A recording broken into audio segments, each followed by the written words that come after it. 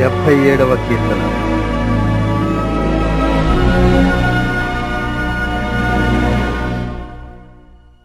నేను ఎలుగెత్తి దేవునికి మొర్రపెట్టుదును, ఆయనకు మనవి చేయుదును.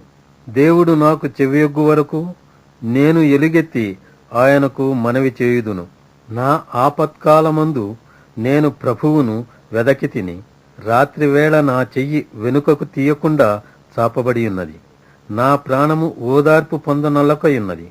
దేవుని జ్ఞాపకము చేసుకున్నప్పుడు నేను నిట్టూర్పు విడుచుతున్నాను. నేను ధ్యానించినప్పుడు నా ఆత్మ కృంగిపోవుతున్నది. సెలా. నీవు నా కన్నులు మూతపడనీయవు. నేను కలవరపడుచు మాటలాడలేకయున్నాను. తొల్లిటి దినములను, పూర్వకాల సంవత్సరములను నేను మనస్సునకు తెచ్చుకొందును. నేను పాడిన పాట రాత్రియందు జ్ఞాపకము చేసుకొందును, హృదయమున ధ్యానించుకొందును. దేవా, నా ఆత్మ నీ తీర్పు మార్గము శ్రద్ధగా వెదకెను. ప్రభువు నిత్యము విడనాడునా? ఆయన ఇక నెన్నడూ కటాక్షింపడా? ఆయన కృప ఎన్నటికీ లేకుండా మానిపోయేనా? ఆయన సెలవిచ్చిన మాట తరతరములకు తప్పిపోయేనా?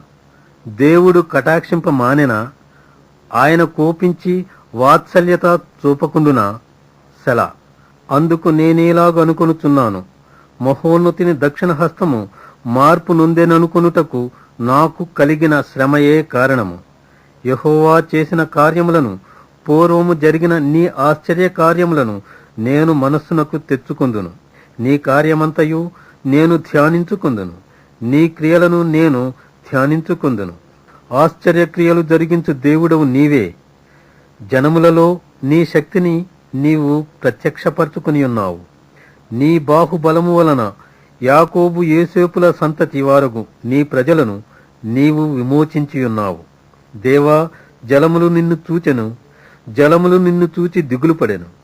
అగాధ జలములు గదగదలాడెను. మేఘరాశులు నీళ్లు దిమ్మరించెను. అంతరిక్షము ఘోషించెను. నీ బాణములు నలుదిక్కులా పారెను.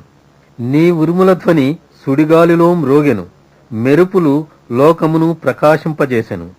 భూమి వణకి కంపించెను. నీ మార్గము సముద్రములో ఉండెను. నీ త్రోవలు మహాజలములలో ఉండెను. నీ అడుగుజాడలు గుర్తింపబడకయుండెను. మోషే, అహరోనుల చేత నీ ప్రజలను మందవలే నడిపించితివి.